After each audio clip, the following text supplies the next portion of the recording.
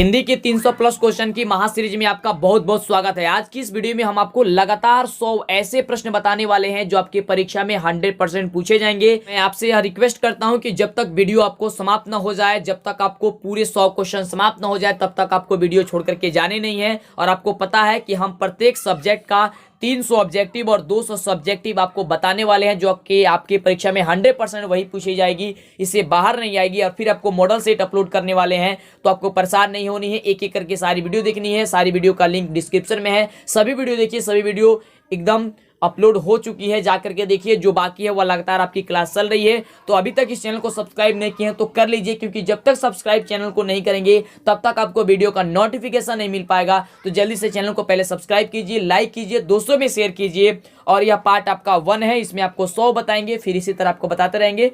आइए देखते हैं कि आज का पहला नंबर प्रश्न क्या है और अंतिम तक प्रश्न हम सभी का क्या है। तो सबसे पहला नंबर प्रश्न है, दही वाली मंगमा के रचयिता हैं सातकोड़ी होता, ईश्वर पेटलिकर, श्रीनिवास या फिर प्रेमचंद्र। फटाफट इसका उत्तर बताइए। और जब हम आपको सही उत्तर बताएंगे तो आप मिला लीजिएगा कि आपने सही उत्तर दिया है या फिर गलत दिया है। अगर आप गलत दिए होंगे तो सही से याद कर लीजिएगा। और अंतिम में आप हमें ईमानदारी पूर्वक जरूर बताइएगा कि आपने कितने प्रश्न का उत्तर सही दिया हुआ है। वैसे बता दें, इसका बिल्कुल सही उत्तर क्या होगा कि दही वाली मंगमा के रचयिता जो है वह कौन है, तो वह है श्रीनिवास जी। यानी ऑप्शन जो हो जाएगा वह सी नंबर आपका बिल्कुल राइट उत्तर हो जाएगा। अगला नंबर प्रश्न है, श्रीनिवास साहित्यकार है गुजराती, कन्नड़, राजस्थानी या फिर तमिल। तो इसका सही उत्तर हो जाएगा ऑप्शन बी की कन्नड़। अगले नंबर प्रश्न की बात करते हैं। तो अगला प्रश्न कह रहा है कि मंगमा बरसों से बारी में दिया करती थी। जो मंगमा है वो बरसों से बारी में क्या दिया करती थी, आपको ये बतानी है। दूध, चावल, मछली या फिर दही। तो दही दिया करती है, आप लोग ये जानते हैं। तो इसका बिल्कुल सही उत्तर क्या हो जाएगा, ऑप्शन डी। अगला नंबर प्रश्न है, नंजमा मंगमा की कौन थी। जो नंजमा थी वो मंगमा की जो थी वो कौन थी, तो वो पुत्र वधू थी, यानी कि बहू थी। ऑप्शन सी जो होगा आपका बिल्कुल करेक्ट उत्तर हो जाएगा। अगले नंबर प्रश्न की बात करते हैं। अगला नंबर प्रश्न क्या कह रहा है, तो अगला नंबर जो प्रश्न है वह कह रहा है, श्रीनिवास का पूरा नाम क्या है। जो श्रीनिवास थे उनका पूरा नाम जो था वह क्या था, तो वह था उनका नाम मास्टिव वेकेंटेस अयंगर। यानी ऑप्शन जो हो जाएगा वह सी नंबर बिल्कुल राइट उत्तर हो जाएगा। अगले नंबर प्रश्न की बात करते हैं, देखते हैं अगला नंबर प्रश्न क्या कह रहा है। और यही सभी प्रश्न पूछे जाएगी, जैसा कि आपको हम पहले बताए हुए हैं। तो प्रश्न कह रहा है कि मंगमा कहाँ की रहने वाली थी। जो मंगमा थी वह कहाँ की रहने वाली थी, तो मंगमा जो है वह बेकेंटपुर की रहने वाली थी, जो कि बेंगलुरु है। यानी कि ऑप्शन सी हो जाएगा इसका बिल्कुल करेक्ट उत्तर। तो अभी तक इस वीडियो को लाइक नहीं किए, प्लीज पहले तो लाइक कीजिए, चैनल पे पहली बार आए सब्सक्राइब जरूर कीजिएगा, तो ही आपको आगे से वीडियो का नोटिफिकेशन मिलेगा। यानी कि वीडियो मिलेगी, लाइव क्लास का हो, लाइव टेस्ट का हो या कोई भी वीडियो हो, नहीं तो आपको बाद में पछताना पड़ेगा। और आपके पास अब आखिरी और अनोखा समय बचा हुआ है। अब आपके पास समय नहीं है, 2 महीना से कम ही अब लग रहा है समय है। तो आप सतर्क हो जाइए। जितने भी वीडियो इस चैनल पे अपलोड है सारी वीडियो देखिए, आपकी गजब की तैयारी हो जाएगी। अगला प्रश्न कह रहा है कि मंगमा और बहू के झगड़े का क्या कारण था। आप कहानी पढ़े होंगे तो पता चला होगा कि उसमें जो है वह मंगमा की बहू पोते को पिटाई कर दे रही है। यानी कि मंगमा की पोते को पिटाई कर रही है, यानी कि वो अपने बेटे को पिटाई कर दे रही है, यानी कि पोते की पिटाई। ऑप्शन क्या हो जाएगा, डी। अगले नंबर प्रश्न की बात करते हैं। तो अगला जो प्रश्न है वह क्या कह रहा है कि मंगमा किस प्रदेश के गांव की भारतीय नारी है। जो मंगमा है वह किस प्रदेश के गांव की भारतीय जो है वह क्या चीज है, नारी है। इसका बिल्कुल जो सही उत्तर हो जाएगा वह क्या हो जाएगा, तो वो इसका बिल्कुल सही उत्तर हो जाएगा ऑप्शन बी हो जाएगा कि कर्नाटक के। क्या हो जाएगा, ऑप्शन बी कर्नाटक। अगले नंबर प्रश्न की बात करते हैं। तो अगला जो प्रश्न है वह कह रहा है कि मंगमा की बहू का क्या नाम था। जो मंगमा की बहू थी उनका जो था वह क्या नाम था, तो उनका नाम क्या था, नंजमा था। यानी ऑप्शन जो ए नंबर दिया गया है आपका करेक्ट उत्तर हो जाएगा नंजमा। आप याद करते जाइए। अगले नंबर प्रश्न की बात करते हैं। यही सभी प्रश्न पूछा जाएगा एग्जाम में, और आपके प्रत्येक चैप्टर का चैप्टर वाइज इसमें क्लियर होता चला जाएगा। 100 जो है और क्वेश्चन है इसमें। तो अगला प्रश्न कह रहा है कि दही कौन बेचा करती थी। जो दही थी वह कौन बेचा करती थी, आपको ये बतानी है। मंगमा या फिर श्रीनिवास या फिर रंगप्पा या फिर पपाती। जो आप सभी जानते ही हैं, कहानी जब आप पढ़े हैं तो दही जो बेचा करती थी वो मंगमा बेचा करती थी। यानी ऑप्शन जो हो जाएगा वह ए नंबर क्या हो जाएगा, करेक्ट उत्तर हो जाएगा। अगले नंबर प्रश्न की बात करते हैं। तो अगला जो प्रश्न है वह कह रहा है हम सभी का कि गांव में जुआरी कौन था। जो मंगमा वाला जो चैप्टर था उसमें जो जुआरी था, जुआरी कौन था, तो रंगप्पा था। यानी ऑप्शन जो दिया गया है बी नंबर आपका क्या हो जाएगा, बिल्कुल करेक्ट उत्तर हो जाएगा। अगले नंबर प्रश्न की बात करते हैं तो अगला प्रश्न कह रहा है कि झगड़ा करने से क्या बढ़ती है। जो झगड़ा करने से क्या बढ़ती है यानी कि जो उस चैप्टर के अनुसार आपको बतानी है, उस चैप्टर में आपको जो पढ़ाया गया है उसके अनुसार से इसका बिल्कुल जो सही उत्तर क्या होगा, तो इसका हो जाएगा उम्र। उसमें एक चीज को एक लाइन बताया गया है कि झगड़ा करने से क्या बढ़ती है, उम्र बढ़ती है। ये लाइन आप पढ़ लीजिएगा, इसका बिल्कुल सही उत्तर हो जाएगा ऑप्शन ए। चलिए, ये किताब के अनुसार पूछा जा रहा है और किताब के अनुसार आपको ही जवाब देनी है। अगला जो प्रश्न है वह कह रहा है सास बहू की लड़ाई में मंगमा बेटे ने किसका साथ दिया था। जो सास बहू की लड़ाई हुई थी उसमें मंगमा के बेटे ने किसका साथ दिया था, मंगमा के बेटे ने तो अपनी पत्नी का साथ दिया था, यानी कि वो पत्नी की तरफ से बोल रहा था, यानी ऑप्शन क्या हो जाएगा, सी नंबर हो जाएगा। अगले नंबर प्रश्न की बात करते हैं तो अगला जो प्रश्न है वह प्रश्न कह रहा है कि बहू ने सास से समझौता क्यों कर लिया था। जो बहू थी वह सास से समझौता जो है वह क्यों कर ली थी, आपको ये बतानी है। ऑप्शन दिखा देते हैं, प्रेम से, मजबूरी से, शौक से या रुपया पैसे के कारण किससे जो है वह कर ली थी। तो रुपया पैसे के कारण होगा या क्या होगा इसका बताना है, तो इसका बिल्कुल सही उत्तर हो जाएगा ऑप्शन डी कि रुपया पैसे के कारण। अगले नंबर प्रश्न की बात करते हैं तो अगला जो प्रश्न है वह कह रहा है कि कौन लालची और लंपट किस्म का आदमी था। जो मंगमा वाला चैप्टर है उसमें कौन जो है वह लालची और लंपट किस्म का आदमी था, तो वह रंगप्पा था, यानी ऑप्शन सी हो जाएगा इसका क्या चीज, बिल्कुल सही उत्तर। अगले नंबर प्रश्न की बात करते हैं और अगला नंबर देखिए प्रश्न क्या कह रहा है, फटाफट आप सभी उत्तर देते रहिए, अपने नाम के साथ बताते रहिए और आप हमें अंतिम में ईमानदारी पूर्वक बताइएगा कि आपने कितने प्रश्न का उत्तर सही दिया है। अगर आप 70 से 80 प्रश्न का जवाब आप अगर दे पाते हैं तो समझ जाइए आपकी तैयारी बढ़िया से हो रही है, लेकिन तैयारी को छोड़नी नहीं है। अगर 70 से 80 प्रश्न का जवाब दे पाते हैं तो तैयारी करने की ज़रूरत है, ठीक है। अगर 90 प्लस क्वेश्चन का जवाब आप दे पाते हैं, 90 से ज़्यादा प्रश्नों का जवाब, तो आपकी तैयारी अच्छी हो रही है। आपको इसी तरह से तैयारी आपको करती रहनी है ना। चलिए, परेशान नहीं होनी है, प्रत्येक वीडियो को आपको देखनी है। एक भी आपको क्वेश्चन ऐसा नहीं है जो हम नहीं बताएंगे, सारी के सारी क्वेश्चन बताएंगे। जैसा कि आप सभी जानते हैं, पहले 300 प्लस क्वेश्चन का ऑब्जेक्टिव बताते हैं, फिर 200 प्लस क्वेश्चन का आपको सब्जेक्टिव बताएंगे, फिर आपको मॉडल सेट कराएंगे, तो आपकी पूर्ण रूपेण जो है वह तैयारी हो जाएगी।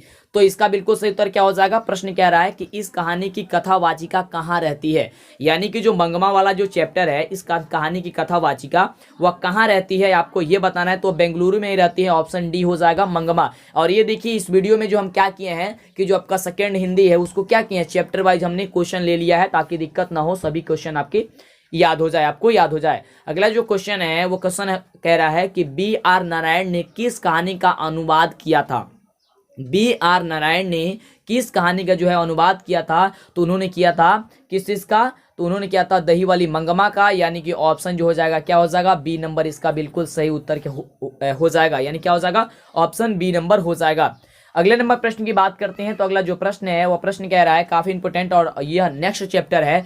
प्रश्न है कि ढाते विश्वास के रचयिता कौन है। जो ढाते विश्वास कहानी है रचयिता है उनके कौन है, ढाते विश्वास के रचयिता जो है वह कौन है, आपको ये बतानी है। तो इसका बिल्कुल सही उत्तर हो जाएगा ऑप्शन सी कि सात कोड़ी होता। कौन है, सात कोड़ी होता जी हैं, यानी ऑप्शन सी। अगले नंबर प्रश्न की बात करते हैं, एक बार कहानी जरूर आप पढ़ लीजिएगा।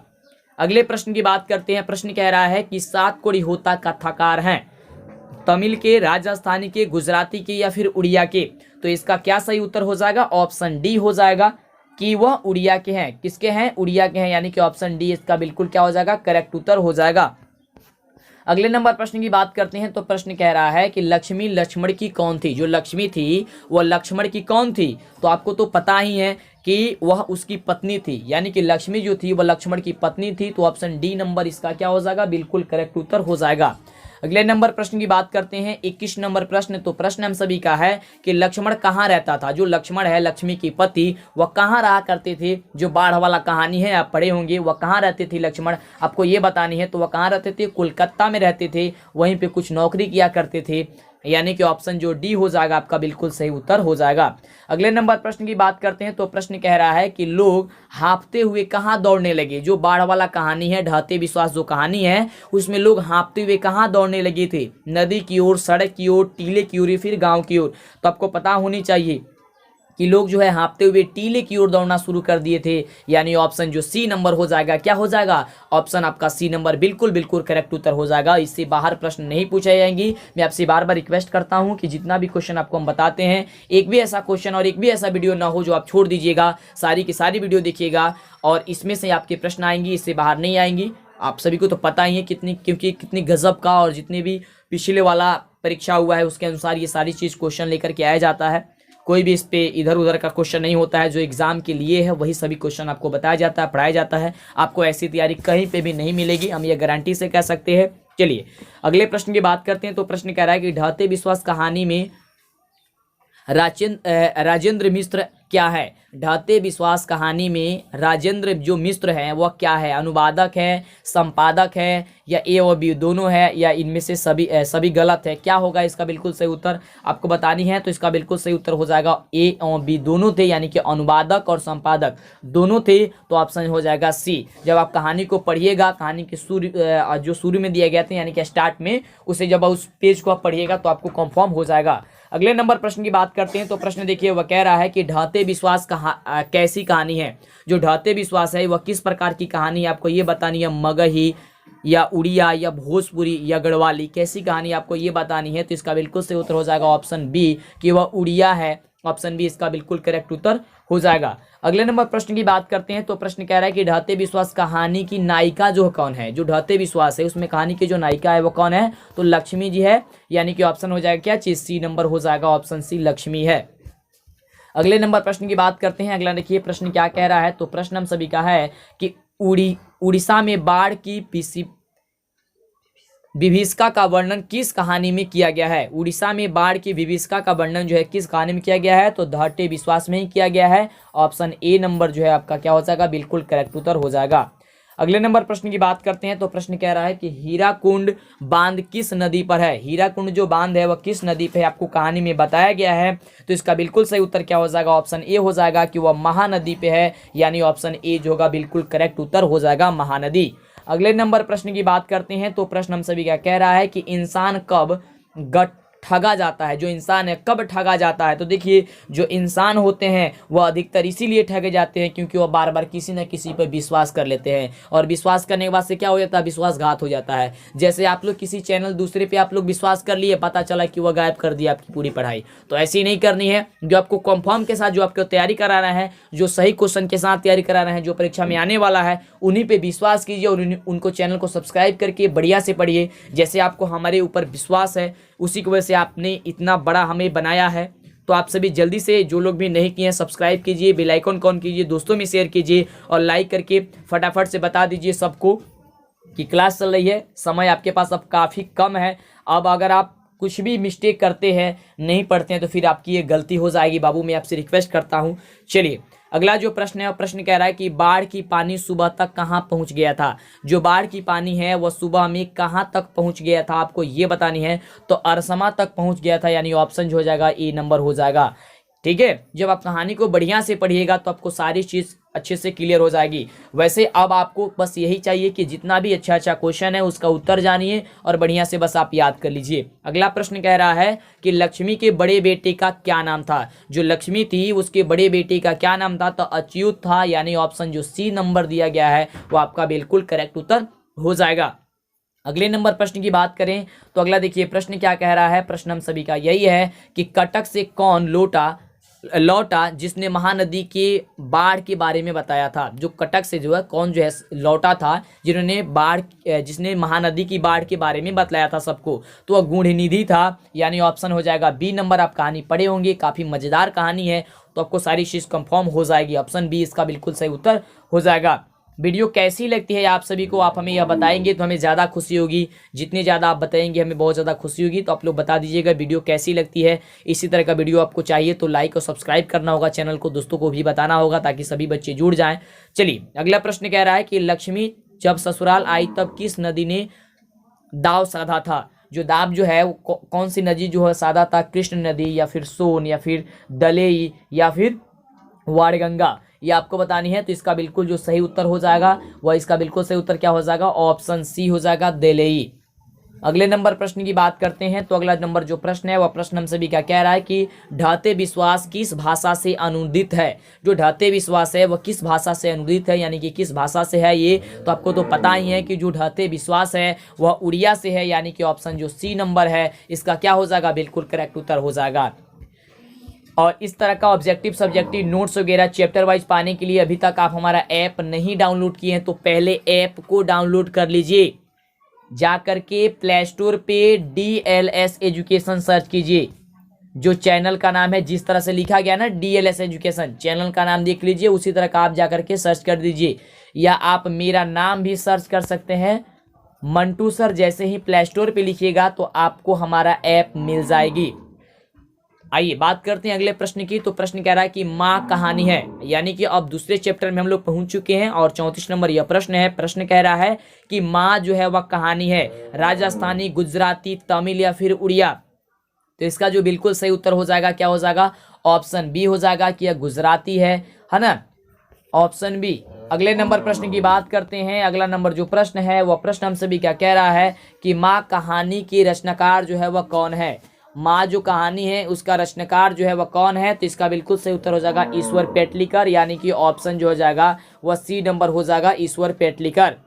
अगले प्रश्न की बात करते हैं। तो अगला जो प्रश्न है वह प्रश्न हम सभी क्या कह रहा है कि मंगू जन्म से ही कैसी थी। जो मंगू थी वह जन्म से कैसी थी, इसके बारे में आपको बतानी है। तो आपको ऑप्शन दिखा देते हैं। ऑप्शन कह रहा है कि अंधी थी, गूंगी थी, पागल थी या दोनों थी। तो देखिए आपको बताएंगे कि जो मंगू थी वह जन्म से ही गूंगी और पागल दोनों थी, यानी ऑप्शन जो डी नंबर हो जाएगा वह बिल्कुल सही उत्तर हो जाएगा कि गूंगी और पागल दोनों थी। अगले नंबर प्रश्न की बात करते हैं। तो अगला प्रश्न कह रहा है कि माँ की कितनी संतानें थी। जो माँ कहानी में आपको बताया गया है, जो माँ में बताया गया है, उसमें माँ की जो संतान थी वह कितनी संतान थी आपको ये बतानी है। तो इसका जो बिल्कुल सही उत्तर हो जाएगा, यह बिल्कुल सही उत्तर आपका क्या हो जाएगा, तो उनकी 4 संतान थी, यानी कि ऑप्शन हो जाएगा डी नंबर।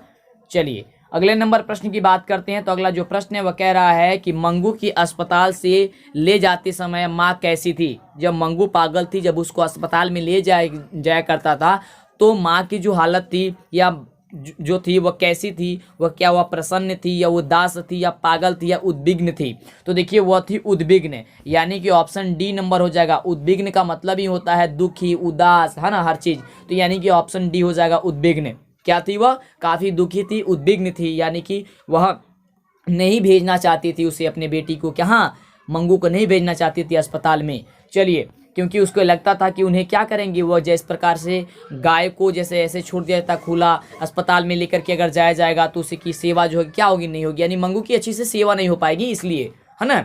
चलिए तो अगला प्रश्न है। प्रश्न कह रहा है कि माँ कहानी की नायिका कैसी नारी है। माँ कहानी की नायिका कैसी नारी है, क्या वह सहनशील है, झगड़ालू है या फिर पागल है या फिर सभी सत्य है। इसका जवाब आपको बतानी है। तो इसका जवाब आपका क्या हो जाएगा, ऑप्शन ए हो जाएगा कि सहनशील है। और आपको बता दें कि आप क्या कीजिए, चैप्टर को एक बार पढ़ लीजिए अपने मन से, क्योंकि समय तो आपके पास काफ़ी कम है, लेकिन कहानी है, पढ़ने में बड़ा मज़ा आएगा और एक ही बार में आपको समझ में आ जाएगा। बड़ी अच्छी कहानी है, पढ़ लीजिएगा सभी को, आपको कंफर्म हो जाएगा। वैसे जो इसमें का चैप्टर वाइज जो आपका ऑब्जेक्टिव है उसको तो हम क्लियर करा ही दे रहे हैं। 300 प्लस क्वेश्चन आपको बता रहे हैं ना, 300 प्लस केवल ऑब्जेक्टिव जब आपको हम बता रहे हैं तो आपको क्या हो जाएगा, पूरी की पूरी जो होगी आपको कंफर्म हो जाएगा, याद हो जाएगा और इससे बाहर आपके प्रश्न नहीं पूछा जाएगा।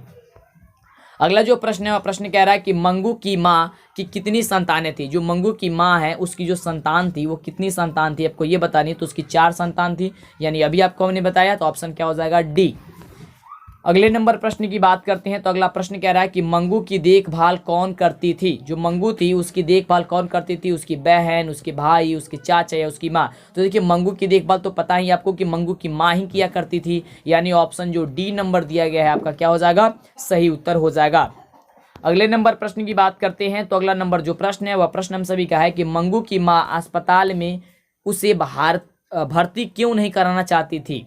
जो मंगू की माँ है उसे अस्पताल में क्यों नहीं भर्ती कराना चाहती थी, आपको ये बताना है। तो देखिए वो भर्ती इसलिए नहीं कराना चाहती थी, आपको तो पता है कि उन्हें क्या लगता था, उन्हें यही ना लगता था कि अगर हम भर्ती करा देंगे तो अस्पताल में इसकी क्या होगी, ठीक से देखभाल नहीं होगी, यानी कि अस्पताल में उसकी देखभाल ठीक से न हो पाती, इसलिए वह चाहती थी कि उस अस्पताल में न भर्ती किया जाए, यानी ऑप्शन ए इसका सही उत्तर हो जाएगा।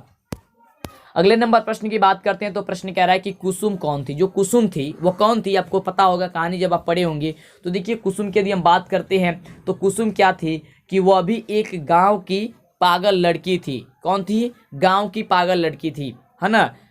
गांव की वो भी पागल हो गई थी कुसुम, और कुसुम जो है उसको जो ठीक करके लाया गया फिर से। जब वो ठीक हो गई तो इसी तरह क्या हुई, अब मंगू को भी जाने के लिए लोग प्रेरित करने लगे, बोलने लगे कि मंगू को भी लेके जाओ, कुसुम की तरह भी ठीक हो जाएगी। तो थोड़ी बहुत मंगू की माँ मानी कि ठीक है हम एक बार देखते हैं ट्राई करके। तो मंगू कौन थी, कुसुम कौन थी? तो गाँव की एक पागल लड़की थी। अगले नंबर प्रश्न की बात करते हैं। देखिए अगला नंबर जो प्रश्न है वह प्रश्न कह रहा है कि ईश्वर पेटलिकर किस भाषा के बहुप्रशंसित रचनाकार है। जो ईश्वर पेटलिकर है वह किस भाषा के बहुप्रशंसित जो है वह रचनाकार है, आपको ये बतानी है। तो इसका बिल्कुल सही उत्तर क्या हो जाएगा? गुजराती, यानी कि ऑप्शन ए। क्या हो जाएगा? Option A. अगले नंबर यदि हम प्रश्न की बात करें तो अगला नंबर जो प्रश्न है वह प्रश्न हम सभी क्या कह रहा है कि मंगू के अलावा उसकी माँ की कितनी संतानें थी। मंगू के अलावा उसकी माँ की, आपको तो पता है कि मंगू को लेकर के संतान उनकी 4 हुआ करती थी। तो मंगू के अलावा यानी कि मंगू को क्या कर दिए, छोड़ के मंगू की माँ की कितनी संतानें हो जाएगी? 3 हो जाएगी, क्योंकि 4 तो इनकी पूरी संतान थी। अब मंगू को छोड़ दिया जा रहा है, यानी कि एक को छोड़ दिया जा रहा है, तो कितनी हो जाएगी? 3 हो जाएगी। तो इसलिए ऑप्शन क्या हो जाएगा? बी। अगले नंबर प्रश्न की बात करते हैं। तो अगला नंबर प्रश्न है कि नगर कहानी के कथाकार हैं। नगर जो कहानी है उसका कथाकार कौन है? ये अगले चैप्टर में हम पहुंच चुके हैं। सावरदैया है, सुजाता है, या ईश्वर पेटलिकर, या फिर श्रीनिवास है, क्या है आपको ये बतानी है। तो देखिए नगर जो कहानी है उसके जो कथाकार हैं वह कौन है? तो वह है सुजाता, यानी ऑप्शन जो हो जाएगा वह बी नंबर करेक्ट उत्तर हो जाएगा। अगले नंबर प्रश्न की बात करते हैं। तो प्रश्न हम सभी क्या कह रहा है कि कहानीकार सुजाता का असली नाम जो है वह क्या है? कहानीकार सुजाता का जो असली नाम है वो क्या है? श्रीनिवास, महादेवी वर्मा, सातकोड़ी होता, या S.M. रंगजान। तो इसका बिल्कुल सही उत्तर हो जाएगा ऑप्शन डी कि S रंगजान, यानी ऑप्शन डी। अगले नंबर प्रश्न की बात करते हैं। तो अगला नंबर जो प्रश्न है वो प्रश्न हमसे भी क्या कह रहा है कि सुजाता कथाकार हैं कन्नड़, गुजराती, उड़िया, या फिर तमिल, आपको ये बतानी है। तो इसका बिल्कुल सही उत्तर हो जाएगा सुजाता जो कथाकार है कौन है? तमिल है, यानी कि ऑप्शन हो जाएगा क्या चीज? D number. अगले नंबर प्रश्न की बात करते हैं। अगला जो प्रश्न है वह कह रहा है कि बली अमाल नहीं जानती थी। बली अमाल जो है वह नहीं जानती थी पढ़ना, बोलना, खेलना या फिर लड़ना। तो वह पढ़ना नहीं जानती थी, जिसके कारण उन्हें काफ़ी परेशानी हुई। कहाँ पे? अस्पताल में। तो इसलिए ऑप्शन ए इसका बिल्कुल सही उत्तर हो जाएगा। अगला नंबर प्रश्न है कि नगर कहानी के अनुवादक है, यानी कि नगर कहानी के जो अनुवादक है वह कौन है? तो इसका बिल्कुल सही उत्तर हो जाएगा ऑप्शन ए। आप लोग वैसे जवाब देते रहिए, ऑप्शन ए हो जाएगा K.A. यमुना। अगले नंबर प्रश्न की बात करते हैं। तो अगला जो प्रश्न है वह प्रश्न हमसे भी क्या कह रहा है कि सुजाता किस भाषा की कहानीकार है। जो सुजाता है वह किस भाषा के कहानीकार हैं, आपको ये बतानी है। इसका बिल्कुल सही उत्तर क्या हो जाएगा? तमिल हो जाएगा, यानी कि ऑप्शन ए। अगले नंबर प्रश्न की हम बात करें तो अगला प्रश्न कह रहा है कि बली अमाल की लड़की का क्या नाम था। जो बली अमाल थी उसकी लड़की का जो था वह क्या नाम था, आपको ये बतानी है। तो इसका नाम था क्या थी? पापाती, यानी कि ऑप्शन डी इसका बिल्कुल सही उत्तर हो जाएगा। बली अमाल की लड़की का क्या नाम था? पापाती थी। अगले नंबर प्रश्न की बात करते हैं। तो अगला जो प्रश्न है वह प्रश्न कह रहा है कि आधुनिक मदुरै का प्राचीन काल में क्या नाम था। आधुनिक मदुरै का प्राचीन काल में क्या नाम था? काफी इंपोर्टेंट क्वेश्चन है। तो इसका बिल्कुल सही उत्तर हो जाएगा ऑप्शन बी की मदुरै। अगले नंबर प्रश्न की हम बात करते हैं। तो अगला नंबर जो प्रश्न है वह प्रश्न हम सभी क्या कह रहा है कि पापाती को कौन सा रोग था। जो पापाती थी उसको कौन सा रोग था? काफी इंपोर्टेंट क्वेश्चन है। टिटनेस था, हैजा था, या फिर कैंसर था, या फिर मेनिनजाइटिस था। तो देखिए पापाती को मेनिनजाइटिस था, यानी कि ऑप्शन डी हो जाएगा कि वह मेनिनजाइटिस रोग से क्या थी? ग्रसित थी।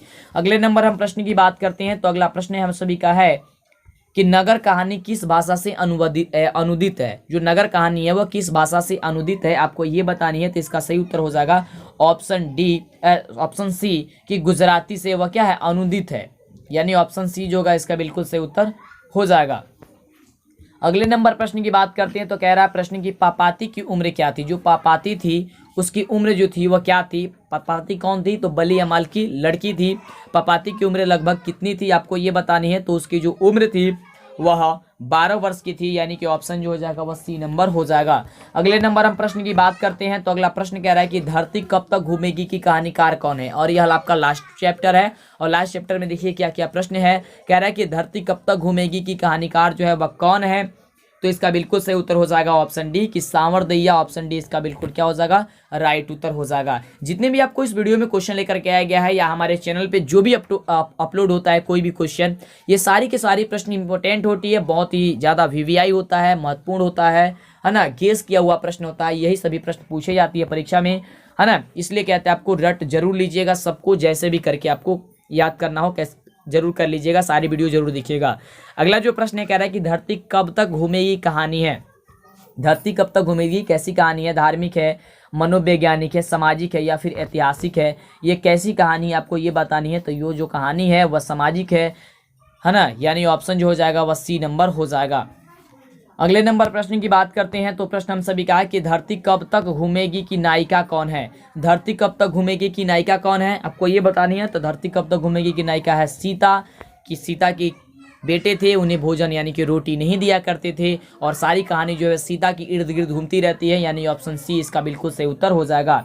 अगले नंबर प्रश्न की बात करते हैं, तो अगला प्रश्न है कि सांवरदैया की कहानी धरती कब तक घूमेगी का विषय है। सांवरदैया की कहानी धरती कब तक घूमेगी का विषय है उड़िया समाज का, राजस्थानी समाज का, तमिल समाज का या फिर गुजराती समाज का। किस समाज का है आपको ये बतानी है। तो इसका जो बिल्कुल सही उत्तर हो जाएगा वह हो जाएगा ऑप्शन बी की और राजस्थानी समाज का। ऑप्शन बी जो होगा इसका क्या हो जाएगा, बिल्कुल करेक्ट उत्तर हो जाएगा। अगले नंबर हम प्रश्न की बात करते हैं, तो प्रश्न हम सभी का है कि सवाल तो किस चीज का ही है। सवाल तो किस चीज का, यानी कि सीता वाला जो चैप्टर है वह सवाल उसमें किस चीज का था, रोटी का था, मकान का था या कपड़ा का या दुकान का। तो उसमें रोटी का था कि रोटी के लिए क्या करते थे आपस में भाई जो है वो, उनके तीनों भाई क्या करते थे, झगड़ा करते रहते थे, उनकी पत्नियां झगड़ा करती रहती थी। यानी रोटी को उनकी माँ को रोटी देने के लिए, सीता को रोटी देने के लिए काफ़ी झगड़े होते थे। यानी किसके सवाल था, तो केवल सी ऑप्शन ए केवल रोटी का ही सवाल था, रोटी के लिए सब चीज़ हो रहा था। अगला जो प्रश्न है, प्रश्न कह रहा है कि सांवरदैया का स्थान कैसे कथकारों में प्रमुख है। जो सांवरदैया है उनका स्थान जो है कैसे कथकारों में जो है वह प्रमुख है, आपको ये बतानी है। तो इसका जो बिल्कुल सही उत्तर हो जाएगा वो हो जाएगा ऑप्शन बी कि राजस्थानी, यानी ऑप्शन बी इसका बिल्कुल करेक्ट उत्तर हो जाएगा। अगले नंबर प्रश्न की बात करते हैं, तो प्रश्न कह रहा है कि सीता का दूसरा पुत्र था, यानी कि सीता के दूसरे पुत्र का जो नाम था वह क्या था, उनके दूसरे पुत्र कौन थे, तो नारायण थे, यानी कि ऑप्शन जो हो जाएगा वह बी नंबर हो जाएगा। और आप सीता के चैप्टर पढ़े हों तो आप हमें यह जरूर बताइएगा कि सीता के बड़े लड़के और छोटे लड़के का नाम क्या था, आप हमें कमेंट कर दीजिएगा। चलिए अगले प्रश्न की बात करते हैं, तो अगला प्रश्न कह रहा है कि सीता ने घर क्यों छोड़ दिया था। सीता जो है वो अपना घर जो है वो क्यों छोड़ दिया था, आपको ये बतानी है। तो देखिए सीता जो है इसलिए घर जो है वह छोड़ दी थी क्योंकि बहू जो उसे बहुत ज़्यादा क्या करती थी, उपेक्षा किया करती थी, यानी ऑप्शन जो हो जाएगा वह बी नंबर हो जाएगा। अगले नंबर प्रश्न की बात करते हैं, तो प्रश्न कह रहा है कि सीता के कितने बेटे थे। जो सीता थे वो सीता के कितने बेटे थे आपको ये बतानी है। तो देखिए सीता के कितने बेटे थे, तो 3 बेटे थे, यानी ऑप्शन सी हो जाएगा। अगले प्रश्न की बात करते हैं, तो क्वेश्चन कह रहा है कि सीता क्या खुरचने लगी थी। क्या खुरच रही थी वो सीता, ये सब सुन करके जान करके तो जमीन को खुरच रही थी, यानी कि ऑप्शन बी जो होगा वो राइट उत्तर हो जाएगा। कहानी आप पढ़े होंगे तो आपको सारी की सारी क्वेश्चन बहुत अच्छे लग रही होगी, कहानी नहीं पढ़े तो फिर आपको दिक्कत होगी। चलिए अगला क्वेश्चन कह रहा है कि कैलाश कौन था। जो कैलाश था वो कैलाश कौन था आपको ये बतानी है। तो कैलाश कौन था आपको पता है कि सीता का बेटा था, सीता का बेटा था कैलाश, यानी कि ऑप्शन जो हो जाएगा वह बी नंबर हो जाएगा। अभी तक लाइक नहीं किए प्लीज जल्दी से लाइक कीजिए और चैनल पे पहली बार सब्सक्राइब जरूर कीजिएगा। चलिए अगले प्रश्न की बात करते हैं कि श्रम विभाजन और जाति प्रथा के लेखक कौन है। और देखिए ये जो चैप्टर यहाँ तक है और यही तक आपको 67 नंबर जो क्वेश्चन आपको दिया गया है, ये सारे आपकी सेकेंड हिंदी यानी कि सेकेंड बुक से जो है आपका ये क्वेश्चन था। और इतने ही क्वेश्चन आपके चैप्टर में इंपॉर्टेंट है और इसी से प्रश्न घुमा घुमा करके पूछा जाएगा, तो याद कर लीजिए। बाकी और इसमें 100 क्वेश्चन हमको कंप्लीट करना है, तो आपको ये फर्स्ट वाला जो हिंदी है आपका उससे हम आपको क्वेश्चन लेकर के आए हैं। काफी इंपॉर्टेंट क्वेश्चन है, यही सभी प्रश्न पूछी जाती है। तो आपको पहले बताया कि जब तक 100 प्रश्न समाप्त नहीं होता है वीडियो में, यानी कि जब तक वीडियो समाप्त नहीं होता तब तक आप छोड़ करके जाएंगे तो आपको काफी नुकसान होगी, क्योंकि समय कम है और पढ़ाई आपकी हुई नहीं है, फिर बाद में आपको पछताना पड़ेगा। तो पछताइए मत, बढ़िया से तैयारी कर लीजिए। प्रश्न यही कह रहा है, इसका उत्तर क्या होगा बताइए कि श्रम विभाजन और जाति प्रथा के जो लेखक है वह कौन है। तो इसका बिल्कुल सही उत्तर हो जाएगा ऑप्शन बी नंबर की बाबा साहब भीमराव अंबेडकर। अगले प्रश्न की बात करें तो अगला प्रश्न है कि डॉक्टर अंबेडकर ने पिता का क्या नाम था। डॉक्टर अंबेडकर के पिता का जो नाम था वह क्या था आपको ये बताना है। तो उनका नाम था रामजी सकपाल, यानी कि ऑप्शन जो हो जाएगा वह बी नंबर हो जाएगा। अगले नंबर प्रश्न की बात करते हैं। तो अगला जो प्रश्न है वो प्रश्न हम सभी क्या कह रहा है कि आधुनिक सभ्य समाज कार्यकुशलता के लिए किसे आवश्यक मानता है। आधुनिक सभ्य समाज कार्यकुशलता के लिए किसे जो है वह सबसे ज्यादा आवश्यक मानता है, तो वह मानता है श्रम विभाजन को, यानी ऑप्शन ए नंबर जो हो जाएगा वह करेक्ट हो जाएगा। अगले नंबर हम प्रश्न की बात करते हैं। तो अगला प्रश्न कह रहा है कि जाति प्रथा भारत में बेरोजगारी का एक डैश कारण बनी हुई है। जो जाति प्रथा है वह भारत में बेरोजगारी का कौन सा कारण बनी हुई है, तो प्रत्यक्ष और प्रमुख दोनों कारण बनी हुई है, यानी ऑप्शन जो सी नंबर दिया गया है आपका बिल्कुल सही उत्तर हो जाएगा। अगले नंबर हम प्रश्न की बात करते हैं। तो प्रश्न कह रहा है कि मूक नायक क्या है। मूक नायक जो है वह क्या है, आपको ये बतानी है। तो ये एक पत्रिका है, यानी ऑप्शन जो हो जाएगा वह बी नंबर हो जाएगा। अगले नंबर प्रश्न की बात करते हैं। तो प्रश्न हमें सभी क्या कह रहा है कि डॉक्टर भीमराव अम्बेडकर की मृत्यु कब और कहाँ हुई थी। जो डॉक्टर भीमराव अम्बेडकर है उनकी जो मृत्यु है कब और कहाँ पे हुई थी, आपको ये बतानी है। तो उनकी 1956 ईस्वी में मृत्यु दिल्ली में हुई थी, यानी ऑप्शन ए नंबर हो जाएगा। ठीक है, ऐप को जरूर डाउनलोड कर लीजिएगा, chapter wise objective subjective model paper, और यह सभी जो क्वेश्चन आप देख रहे हैं इस क्वेश्चन को सारी के सारी हम वहाँ पे अपलोड कर दिए हैं। तो जल्दी से जाकर देख लीजिए। जो भी अपलोड नहीं है आपको अपलोड अब मिल जाएगी, परेशान नहीं होनी है। वैसे तो बहुत सारा चीज अपलोड हो गया है। चलिए, केवल लिंक को एक्टिवेट कराना है, लिंक को एक्टिवेट करा दिया जाएगा, आपको दिखने लगेगा हर चीज। अगला प्रश्न है कि डॉक्टर भीमराव अम्बेडकर का जन्म कब हुआ था। जो डॉक्टर भीमराव अम्बेडकर है उनका जो जन्म हुआ था कब हुआ था, तो 14 अप्रैल 1891 ईस्वी, यानी ऑप्शन हो जाएगा डी। अगले नंबर प्रश्न की बात करते हैं। तो प्रश्न कह रहा है कि अंबेडकर की दृष्टि में भाईचारे का वास्तविक जो रूप होता है वह कैसा होता है। जो बाबा साहब भीमराव अम्बेडकर थे उनकी दृष्टि में भाईचारे का जो वास्तविक जो रूप होता है वह कैसा होनी चाहिए, आपको ये बतानी है। तो इसका बिल्कुल सही उत्तर हो जाएगा ऑप्शन बी नंबर की दूध और पानी के मिश्रण की तरह होने चाहिए। जैसे कि दूध में अगर हम पानी मिला देते हैं तो दोनों क्या होता है, लगभग एक समान दिखाई देने लगता है। तो यानी कि दूध और पानी के मिश्रण की तरह होनी चाहिए। अगला जो प्रश्न है कह रहा है कि भारतीय संविधान के निर्माण में महत्वपूर्ण भूमिका किसकी है। भारतीय संविधान के निर्माण में तो आपको तो पता ही कि भीमराव अम्बेडकर जी का है, यानी ऑप्शन ए नंबर हो जाएगा। फटाफट जवाब देते रहिए, मिलाते जाइए जब आपको हम सही जवाब बता रहे हैं। अगला प्रश्न है कि सभ्य समाज की आवश्यकता जो है वह है, सभ्य समाज की आवश्यकता है जाति प्रथा को, श्रम विभाजन को, अड़ी बम को, या दूध या पानी, किसका है सभ्य समाज की आवश्यकता, किसकी आवश्यकता है, आपको ये बतानी है। तो आवश्यकता है जाति प्रथा की, यानी कि ऑप्शन हो जाएगा क्या चीज, ऑप्शन ए। चलिए अगले नंबर प्रश्न की बात करते हैं। अगला जो प्रश्न है वह कह रहा है कि 20 के दांत शीर्षक कहानी के जो कहानीकार है वो कौन है। 20 के दांत कहानी के कहानीकार कौन है, तो वह नलिन मिलोचन शर्मा जी, यानी कि ऑप्शन हो जाएगा डी नंबर। को पता है काफी क्वेश्चन आसान था और यही सभी प्रश्न पूछी जाती है। अगला प्रश्न है कि गिरधालाल कौन था। जो गिरधालाल थे वह कौन थे, आपको ये बताना है। तो गिरधालाल जो थे वह कौन थे, आपको पता है कि गिरधालाल मदन की क्या चीज, पिता थे, यानी कि ऑप्शन बी नंबर आपका जो हो जाएगा वह बिल्कुल सही उत्तर हो जाएगा।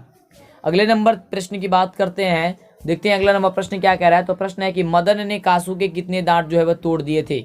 मदन ने कासू के कितने दांत जो है वह तोड़ दिए, तो आपको पता है कि मदन ने कासू को 2 दांत जो है वह तोड़ दिए थे, यानी कि ऑप्शन सी। अगले नंबर प्रश्न की बात करते हैं। तो प्रश्न कह रहा है कि नलिन मिलोचन शर्मा के माता जी का जो नाम था वह क्या था। नलिन मिलोचन शर्मा जी के जो माता जी थी उनकी नाम क्या था, तो उनका था रत्नावती शर्मा, यानी कि ऑप्शन जो हो जाएगा वह सी नंबर हो जाएगा, ऑप्शन सी रत्नावती। अगला जो प्रश्न है वह प्रश्न कह रहा है कि नलिन मिलोचन शर्मा की कहानियों में किसके तत्व समग्रता से उभर करके आए। आपको ये बतानी है कि नलिन मिलोचन शर्मा की कहानियों में, जब आप नलिन मिलोचन शर्मा की जो कहानी पढ़े थे उसमें किसके तत्व समग्रता से उभर करके आए हुए थे, राजनीतिकता का, मनोवैज्ञानिकता का, या सामाजिकता का, या इनमें से सभी था, किसका था, आपको ये बतानी है। तो इसका सही उत्तर हो जाएगा ऑप्शन सी की सामाजिकता का। अगले नंबर प्रश्न की बात करते हैं। तो अगला प्रश्न कह रहा है कि मोटर कार को किससे खतरा था, यानी कि जो मोटर कार था वो किससे लगता था कि खतरा है, खतरा हो सकती है, तो खोखा से था, यानी कि कासू से, ऑप्शन हो जाएगा सी। अगले नंबर प्रश्न की बात करते हैं। तो प्रश्न कह रहा है कि खोखा खोखी किस भाषा का शब्द है। जो खोखा खोखी है वह किस भाषा के शब्द है, तो वह बंगला का है, यानी कि ऑप्शन जो है सी नंबर हो जाएगा, ऑप्शन सी, मिला लीजिएगा। अगले प्रश्न की बात करते हैं और अंतिम में जरूर बताइएगा कितने प्रश्न का जवाब दिया है। अगला प्रश्न है कि ऐसे ही लड़के आगे चल करके चोर, गुंडे, डाकू वगैरह बनते हैं, यह पंक्ति किस पात्र ने कह दी थी। तो देखिए इसका जो बिल्कुल सही उत्तर हो जाएगा वह हो जाएगा सेन साहब, यानी कि ऑप्शन सी।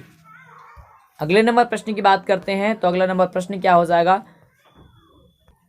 अगला नंबर प्रश्न कह रहा है कि खोखा खोखी का अर्थ जो होता है वह क्या होता है। जो खोखा खोखी है उसका अर्थ क्या होता है, तो होता है बच्चा और बच्ची, यानी कि ऑप्शन जो हो जाएगा वह ए नंबर हो जाएगा। क्या हो जाएगा, बच्चा बच्ची, ऑप्शन ए। अगले नंबर प्रश्न की बात करते हैं तो कह रहा है प्रश्न कि खोखा का नाम क्या था। तो आपको पता है कि खोखा का जो नाम था वह कासू था, यानी ऑप्शन क्या हो जाएगा, सी। अगले नंबर प्रश्न की बात करते हैं। 88 नंबर प्रश्न कह रहा है कि मैक्स मूलर को वेदांतियों का वेदांती किसने कहा दिया था। मैक्स मूलर को वेदांतियों का वेदांती जो है वह किसने कह दिया था, तो वह कह दिए थे कौन, अंबेडकर जी ने, यानी ऑप्शन सी। अगले नंबर प्रश्न की बात करते हैं तो प्रश्न हम सभी का है कि दारिश नामक सोने के सिक्के से भरा घड़ा किसे मिला था। दारिश नामक सोने के सिक्के से भरा घड़ा किसे मिला था, तो वह मिला था वारेन हेस्टिंग्स को, यानी कि ऑप्शन जो हो जाएगा सी नंबर हो जाएगा। कौन हो जाएगा, ऑप्शन सी, वारेन हेस्टिंग्स को। अगले नंबर हम प्रश्न की बात करते हैं तो प्रश्न हम सभी क्या कह रहा है कि मेघदूत नामक पुस्तक का अनुवाद मैक्स मूलर ने किस भाषा में किया। मैक्स मूलर ने, यहाँ पे ने होगा, में लिखा गया है। कह रहा है कि मेघदूत नामक पुस्तक का अनुवाद मैक्स मूलर ने किस भाषा में किया था, आपको ये बतानी है। तो इसका बिल्कुल सही उत्तर हो जाएगा क्या चीज, ऑप्शन सी, कि ये हिंदी भाषा में। अगले प्रश्न की बात करते हैं तो प्रश्न हम सभी का है कि संस्कृत भाषा और यूरोपियन भाषा का तुलनात्मक व्याख्यान जो है वह किसने दिया था। संस्कृत भाषा और यूरोपियन भाषा का तुलनात्मक जो व्याख्यान है वह किसने दिया था, मैक्स मूलर ने, गुणाकर मूले ने, नलिन विलोचन शर्मा ने, या फिर अमरकांत ने। आपको ये बतानी है। तो इसका बिल्कुल सही उत्तर हो जाएगा ऑप्शन डी, कि अमरकांत ने। क्या हो जाएगा, ऑप्शन डी हो जाएगा, अमरकांत ने। अगले नंबर प्रश्न की बात करते हैं तो अगला जो प्रश्न है वह प्रश्न हम सभी क्या कह रहा है कि कठ और केन उपनिषद का अनुवाद मैक्स मूलर ने किस भाषा में किया था। कठ और केन उपनिषद का अनुवाद मैक्स मूलर ने किस भाषा में किया था, आपको ये बतानी है। तो इसका जो सही उत्तर हो जाना चाहिए वह ग्रीक भाषा, यानी कि ऑप्शन ए। अगले प्रश्न की बात करते हैं तो प्रश्न हम सभी का है कि लीपजिंग विश्वविद्यालय में मैक्स मूलर ने किस भाषा का अध्ययन किया। लीपजिंग विश्वविद्यालय में मैक्स मूलर ने किस भाषा का क्या किया था, अध्ययन किया था, आपको ये बतानी है। तो इसका सही उत्तर हो जाएगा ऑप्शन बी, कि जर्मन। क्या हो जाएगा, ऑप्शन बी, जर्मन। अगले नंबर प्रश्न की बात करते हैं तो प्रश्न कह रहा है कि मैक्स मूलर की मृत्यु जो हुई थी वह कब हुई थी। जो मैक्स मूलर थे उनकी जो मृत्यु हो गई थी वह कब हुई थी, आपको ये बतानी है। तो इसकी मृत्यु जो गई थी 24 अक्टूबर क्या हुई थी, पूरे 1900 ईस्वी में हुई थी, यानी कि ऑप्शन सी। अगले नंबर प्रश्न की बात करते हैं तो प्रश्न है कि पारसियों के धर्म क्या नाम है। पारसियों के धर्म का क्या नाम है, यहाँ पे थोड़ी सी टाइपिंग जो है गलत हो गई है। पारसियों के धर्म का क्या नाम है, का छूट गया है, इसलिए पढ़ने में थोड़ा हमको समय भी लगा। तो इसका बिल्कुल सही उत्तर क्या हो जाएगा, वैसे आपको बता दें, इसका सही उत्तर हो जाएगा जरथुस, यानी कि ऑप्शन हो जाएगा डी नंबर, जरथुस। अगले नंबर प्रश्न की बात करते हैं तो प्रश्न है कि जनरल कनिंघम का संबंध किससे है। जनरल जो कनिंघम है उनका जो संबंध है वह किससे है, आपको ये भी बतानी है। तो इसका बिल्कुल सही उत्तर हो जाएगा ऑप्शन डी, के मनोवैज्ञानिक से। क्या हो जाएगा, ऑप्शन डी। अगले प्रश्न की बात करते हैं तो प्रश्न है कि 172 दारिश नामक सोने के सिक्के का घड़ा कहाँ मिला था। अभी आपने जाना कि इसे किसे मिला हुआ था, है ना, वारेन हेस्टिंग्स को। और ये कह रहा है कि 172 दारिश नमक सोने के सिक्के जो कहाँ मिला हुआ था, तो बनारसी में मिला हुआ था, यानी कि ऑप्शन सी।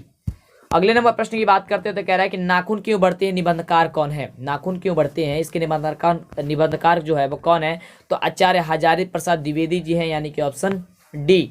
अगला प्रश्न कह रहा है कि द्विवेदी जी ने निर्लज अपराधी किसे कहा है, नाखून के, चोर को, डाकू के, या बदमाश को। तो देखिए उन्होंने नाखून को कहा है, क्योंकि नाखून को कितना भी काटो वह निर्लज है, वह हमेशा बढ़ता रहता है, यानी कि ऑप्शन ए नंबर आपका बिल्कुल सही उत्तर हो जाएगा। चलिए अगला प्रश्न है और लास्ट प्रश्न है। प्रश्न कह रहा है कि कामसूत्र किसकी रचना है। इसका उत्तर बताने से पहले आपको हम बता दें कि अभी तक इस चैनल को सब्सक्राइब नहीं किए, पहले तो सब्सक्राइब कीजिए, क्योंकि आगे से वीडियो का नोटिफिकेशन नहीं मिल पाएगा। और इस वीडियो के डिस्क्रिप्शन में सारी वीडियो का लिंक है, सभी वीडियो देखिए, या वीडियो के प्लेलिस्ट में जाकर के सारी वीडियो देखिए, एक एक करके वीडियो देखिए, सभी वीडियो देख लीजिए। और आप हमें यह जरूर बताइएगा अंतिम में कि आपने कितने प्रश्न का जवाब सही दिया है। चलिए, तो इसका आंसर क्या हो जाएगा कि कामसूत्र किसकी रचना है, तो हजारी प्रसाद द्विवेदी जी का, यानी ऑप्शन ए। जल्दी से अपने दोस्तों में भी शेयर कर दीजिए। फिर मिलते हैं आपको नेक्स्ट वीडियो में।